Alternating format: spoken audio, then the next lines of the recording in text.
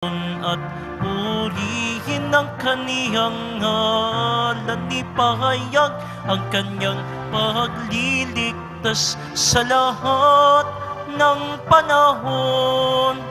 Magsiawit kayo sa Panginoon ng isang bagong awitin. Magsiawit kayo sa Panginoon buong sandaigdigan. Simulan natin ang ating pagdiriwang sa ngalan ng Ama at ng Anak at ng Espiritu Santo.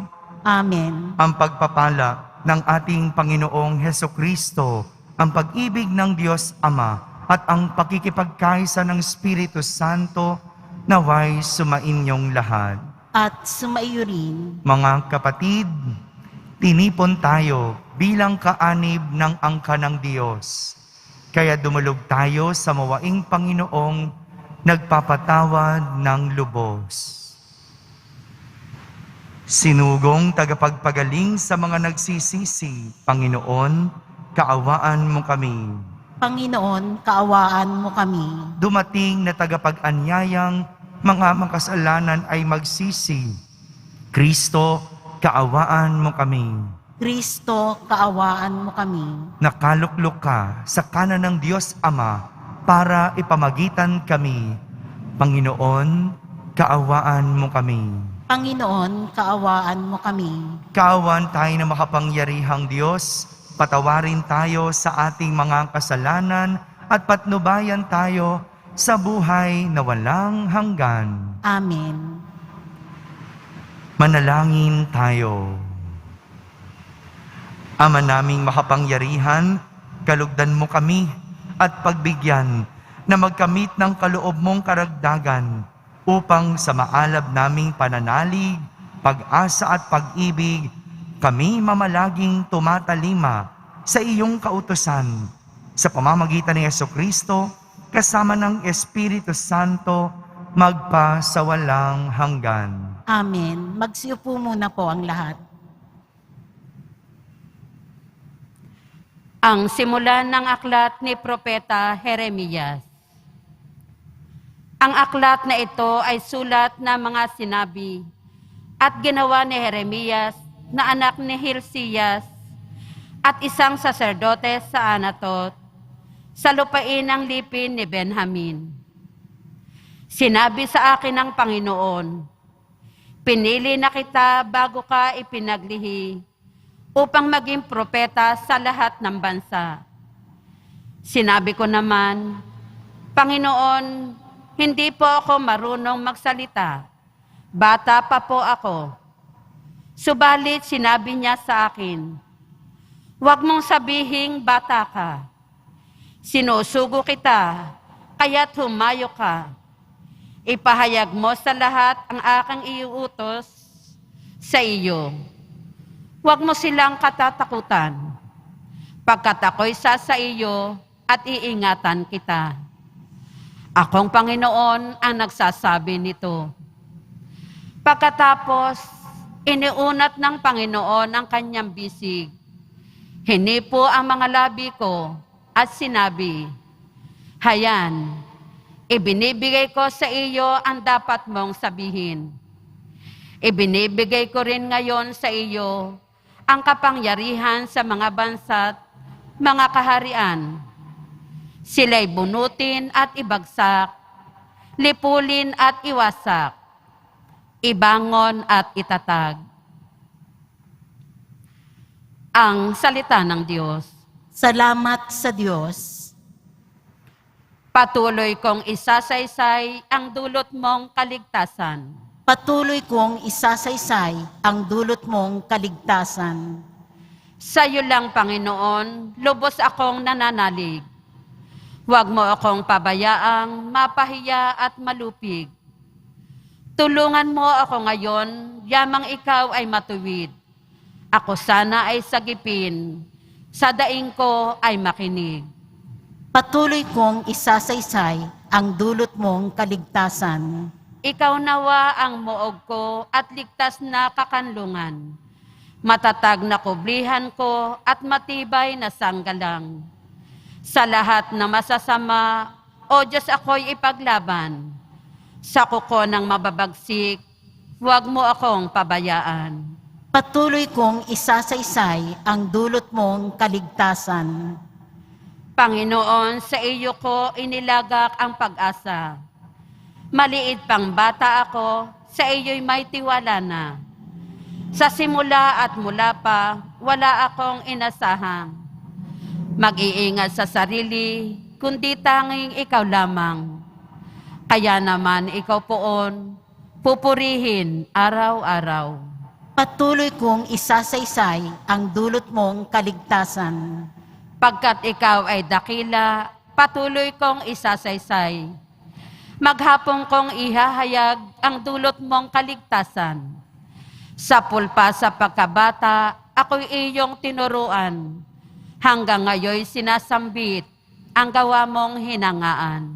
Patuloy kong isasaysay ang dulot mong kaligtasan. Magsitayo po ang lahat.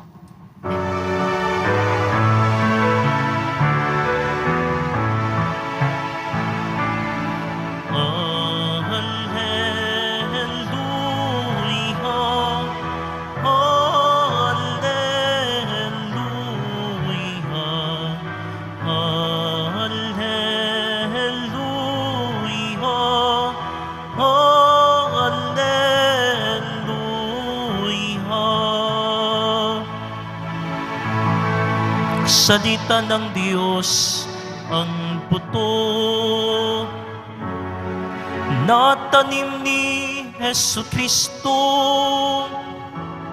upang tumubo sa tao.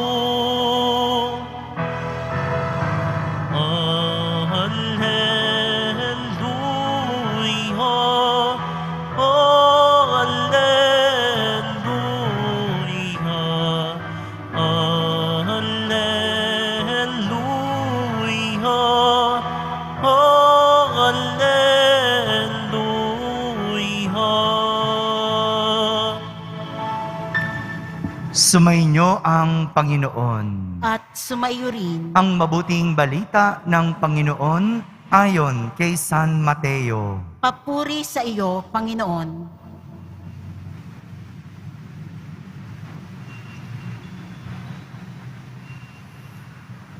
Noon ding araw na iyon, si Jesus ay lumabas ng bahay at naupo sa tabi ng lawa. Pinagkalimpumpunan siya ng makapal na tao, kaya siya'y sumakay sa isang bangka at doon naupo. Nasa dalampasigan naman ang mga tao at nagturo siya ng maraming bagay sa pamamagitan ng talinhaga. May isang magsasakang lumabas upang maghasik. Sa kanyang paghahasik ay may binhing nalaglag sa tabi ng daan. Dumating ang mga ibon at tinuka ang mga iyon. May binhi namang nalaglag sa kabatuhan, sapagkat manipis lang ang lupa roon, sumibol agad ang binhing iyon. Ngunit nang mapabilad sa matinding sikat ng araw, ay natuyo. Palibhasay, walang gaanong ugat. May binhi namang nalaglag sa dawagan. Lumago ang mga dawag at ininis ang mga iyon. Ngunit ang binhing nalaglag sa mabuting lupa ay nagkauhay. May tig-100, may tig-60 at may tig-30 butil ang bawat uhay. Ang may pandinig ay makinig. Mga kapatid, ang mabuting balita ng Panginoon. Pinupuri ka namin, Panginoong Hesukristo. Magsiupo muna po ang lahat. Ang may pandinig ay makinig. Alam niyo po, noong bata pa kami, no? Naalala ko lang, kapag yung tatay namin sumitsit, alam na namin ang ibig sabihin, no? Sit-sit pa lang, wala pang kasunod na salita, alam na namin ang ibig sabihin. O kaya, kapag binuo na ang pangalan namin, kasi yung tatay ko, minsan ang tawag sa akin, Nich.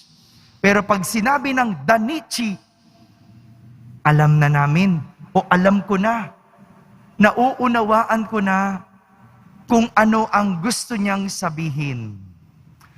Lahat ito ay dahil nakasanayan ng aming tenga ang marinig at maunawaan ang ganitong klase ng tunog at pananalita mula sa aming magulang. Parang ganito po, yung nais puntuhin ni Jesus sa ating ebanghelyo. Pinagkalimpumpunan siya o pinagkaguluhan siya ng makapal na tao na nais makarinig ng kanyang mga pangaral. Lahat kasi nabibilib sa mga aral at turo ni Jesus. Kaya naman si Jesus gumamit ng isang talinhaga, hindi lang para maturuan ang mga tao, kundi para makilala o makita ng mga tao ang kanilang sarili bilang mga tagapakinig ng salita ng Diyos. Mayroong 4 na klase ng lupa ang sumisimbolo sa 4 na klase ng taong nakikinig. Ang unang 3 klase ng lupa, hindi tinubuan ng binhi. Mayroong nalaglag sa daan at kinain ng mga ibon, kaya walang nangyari. Meron naman yung mabato na klase ng lupa. Mabato, ibig sabihin matigas. Kaya hindi tinutubuan ng binhi. May ganyang mga tao, no? Yung matigas. Kaya walang tumutubo. Meron naman yung manipis ang lupa na itanim pero madaling namatay kasi mababaw. Ganyan yung unang 3 klase ng lupa o sumisimbolo sa 3 klase ng tao. Hindi tinutubuan. Pero mayroong matabang lupa. Hindi lang tinutubuan ng binhi, kundi nagbubunga ng marami. Ito ang klase ng tao na marunong makinig. Hindi lang basta naririnig ang salita, kundi pinapakinggan. Marami sa inyo nakaupo ngayon, maaaring naririnig ang sinasabi ko, pero hindi naman pinapakinggan. Kaya paglabas ng simbahan, walang alam, walang naintindihan, kasi natulog. Kasi hindi naman talaga nakinig. Narinig lang, pero hindi pinakinggan. Ito yung ibig sabihin ng sinasabi ni Jesus na ang may pandinig ay makinig. Bawat tao na may pandinig dapat marunong makinig. Dahil ang tenga ay hindi lang para makarinig, kundi higit sa lahat para matutong makinig. Naririnig niyo po ba yung tunog sa labas? Yung mga tunog ng sasakyan, di ba? Naririnig natin. Pero hindi natin pinapakinggan. Kasi nakatuon ka sa misa, nakatuon ka sa sinasabi ng Diyos, nakikinig ka sa humilya. Iyan ang pinagkaiba ng nakakarinig sa nakikinig. Kaya nga, para marinig natin ang Diyos, dapat sinasanay natin na nakikinig sa Diyos.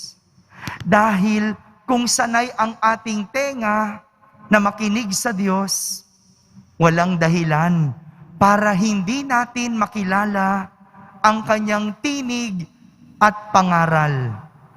Kung alam natin ang tinig ng Diyos, walang dahilan para tayo ay maligaw.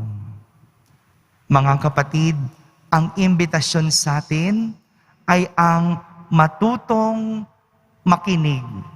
Dahil sa pakikinig, mayroong unawaan, mayroong ugnayan.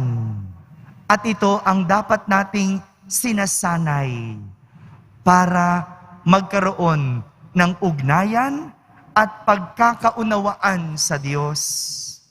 Sanayin ang tainga na makinig sa Diyos. Amen. Magsitayo po ang lahat.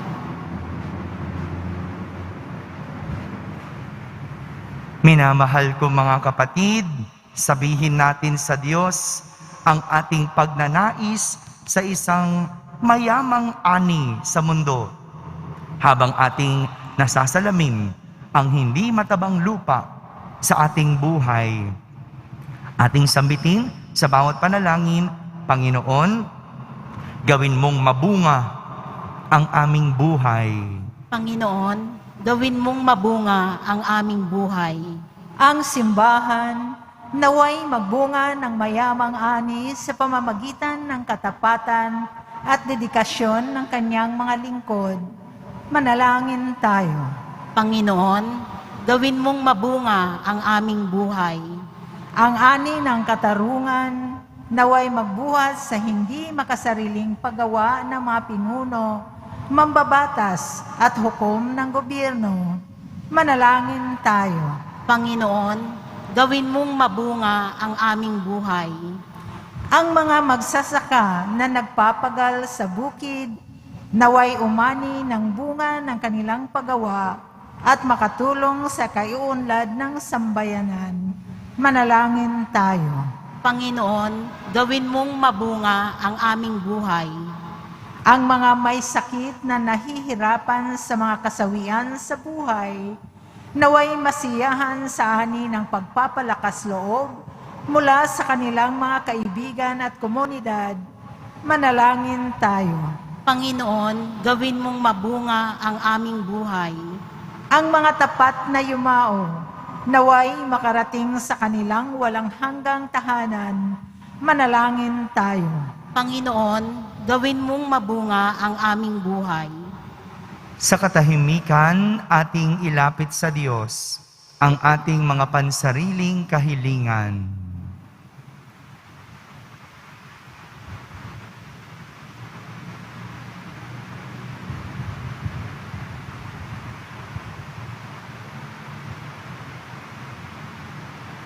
Manalangin tayo. Panginoon, gawin mong mabunga ang aming buhay. Mapagmahal na Ama, tulungan mo kaming makapagdulot ng mayamang ani sa anumang iyong itinanim sa aming mga puso. Hinihiling namin ito sa pamamagitan ni Kristo na aming Panginoon. Amen. Magsiupo muna po ang lahat.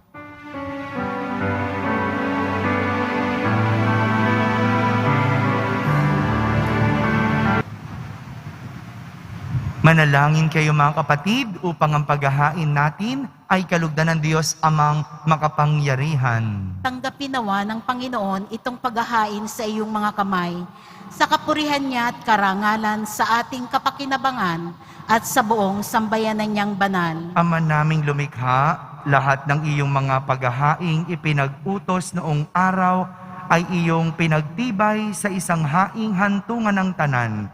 Tanggapin ang ginaganap ngayon ng iyong mga lingkod at basbasan mo ito ng kabanalang gaya ng iyong kaloob sa mga alay ni Abel na lubha mong ikinalugod upang ang mga handog ng bawat isang nagbigay para sambahin ang banal mong ngalan ay magkamit ng karagdagan mong kasiyahan. Sa pamamagitan ni Jesucristo, kasama ng Espiritu Santo, magpasawalang hanggan. Amen. Sumainyo ang Panginoon. At sumaiyo rin. Itaas sa Diyos ang inyong puso at diwa. Itinaas na namin sa Panginoon. Pasalamatan natin ang Panginoong ating Diyos. Marapat na siya ay pasalamatan. Ama naming makapangyarihan, tunay ngang marapat na ikaw ay aming pasalamatan sa iyong paglingap at kagandahang loob. Ang tao'y nilikha mo't pinangasiwa sa sansinukob. Sa hangad mong siya'y iwastong lubos, siya'y pinagdusa mo sa kanyang pagtalikod. Sa iyong paggiliw, iyong ipinahintulot na makabalik siya sa pamamagitan ni Kristo Jesus. Kaya kaysa ng mga anghel na nagsisiawit ng papuri sa iyo nang walang humpay sa kalangitan, kami nagbubunyi sa iyong kadakilaan. Santo, Santo, Santo, Panginoong Diyos ng mga hukbo, napupuno ang langit at lupa ng kadakilaan mo, o sana sa kaitaasan, pinagpala ang naparirito sa ngalan ng Panginoon, o sana sa kaitaasan. Magsiluhod po ang lahat. Ama naming banal, ikaw ang bukal ng tanang kabanalan, kaya't sa pamagitan ng iyong Espiritu ay gawin mong banal ang mga kaloob na ito upang para sa amin ay maging katawan at dugo ng aming Panginoong Hesukristo. Bago niya pinagtiisang kusang loob na maging handog, hinawakan niyang tinapay, pinasalamatan kanya, pinaghati-hati niya iyon, iniyabot sa kanyang mga lagad at sinabi, "Tanggapin ninyong lahat ito at kanin, ito ang aking katawan na inihahandog para sa inyo."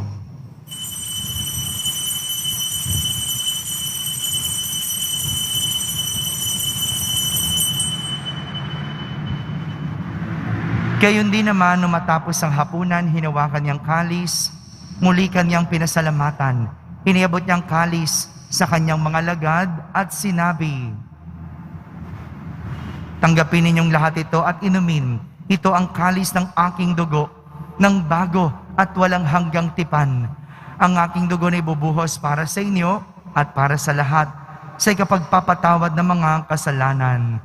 Gawin ninyo ito sa pag-alaala sa akin."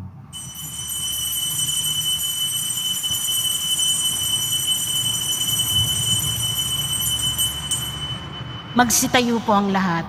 Ipagbunyi natin ang misteryo ng pananampalataya. Si Kristo'y namatay, si Kristo'y nabuhay, si Kristo'y babalik sa wakas ng panahon. Ama, ginagawa namin ngayon ang pag-alaala sa pagkamatay at muling pagkabuhay ng iyong anak. Kaya't inaalay namin sa iyo ang tinapay na nagbibigay buhay at ang kalis na nagkakaloob ng kaligtasan. Kami nagpapasalamat dahil kami iyong minarapat na tumayo sa harap mo para maglingkod sa iyo. Isinasamo namin kaming magsasalo-salo sa katawan at dugo ni Kristo ay mabuklod sa pagkakaisa sa pamamagitan ng Espiritu Santo. Ama, lingapin mo ang iyong simbahang laganap sa buong daigdig. Puspusin mo kami sa pag-ibig kaysa ni Francisco na aming Papa, ni Jose na aming Obispo at ng Tanang Kaparian. Alalahanin mo rin ang mga kapatid naming nahimlay na may pag-asang sila'y muling mabubuhay. Gayon din ang lahat ng mga pumanaw. Kaawan mo sila at patuloyin sa iyong kaliwanagan. Kaawan mo at pagindapating kaming lahat na makasalo sa iyong buhay na walang wakas. Kaisa na mahal na Birheng Maria na ina ng Diyos, ng kabiyak ng puso niyang si San Jose, kaysa ng mga apostol at ng lahat ng mga banal na namuhay dito sa daigdig ng kalugod-lugod sa iyo. May pagdiwang nawa namin ang pagpupuri sa kararangal mo sa pamamagitan ng iyong anak na aming Panginoong Hesukristo.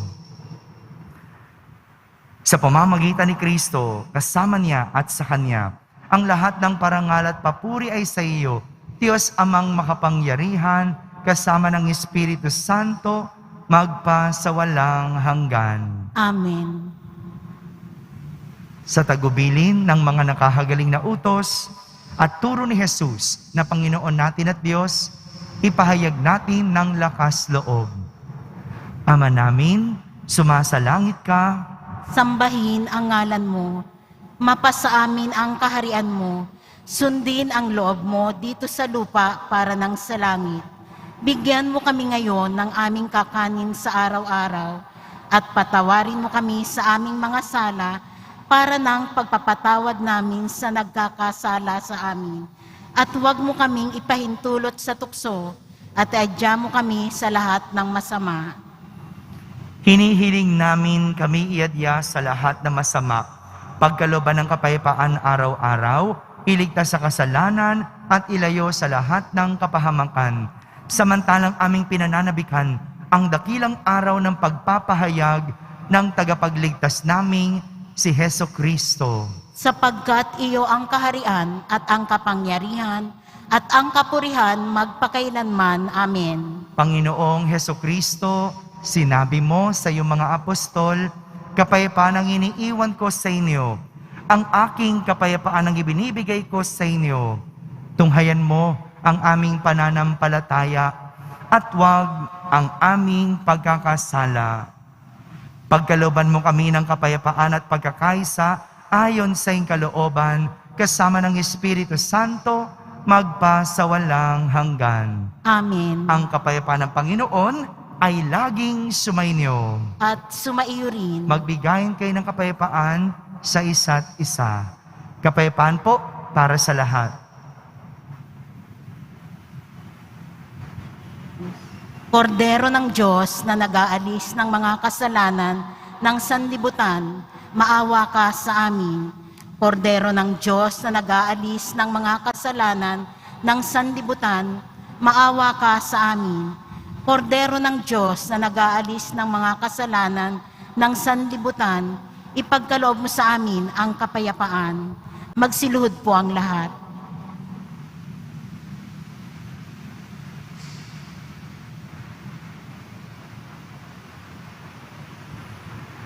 Ito ang kordero ng Diyos. Itong nag-aalis sa mga kasalanan ng sanlibutan.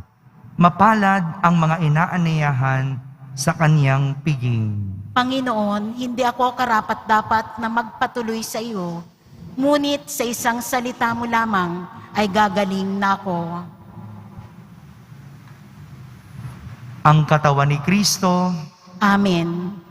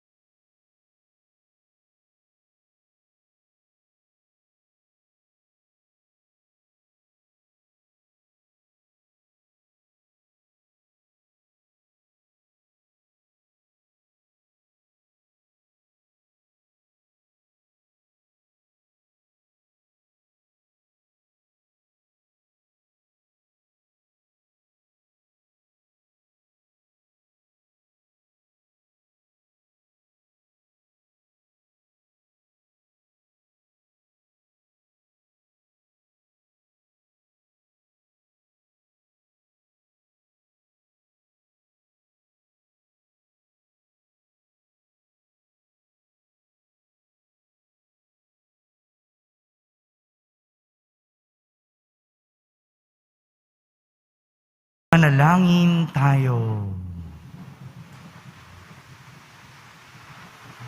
Ama naming mapagmahal, manatili kang kapiling ng iyong sambayanan na ngayoy pinapakinabang mo sa iyong sariling buhay at gawin mong kami pasulong na makahakbang mula sa dati naming pagkamakasalanan patungo sa pagbabagong nagdudulot ng iyong kabutihan.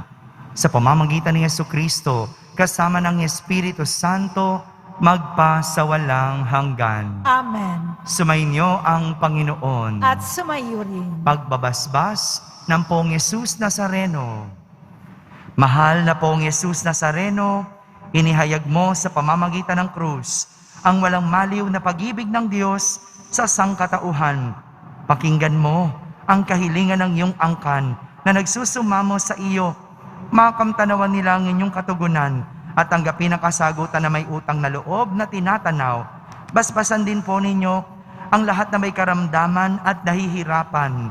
Sa pamamagitan ng bendisyon na ito, naway maalala nila ang mga pangako nila noon sa binyag na ikaw ang kanilang iibigin at paglilingkuran bilang Panginoon magpa sa walang hanggan. Amen. At pagpalain kayo ng makapangyarihang Diyos, Ama, Anak, at Espiritu Santo. Amen. Tapos na po ang ating pagdiriwang, humayging taglay ang pag-ibig at kapayapaan ng Poong Jesus Nazareno. Salamat sa Diyos.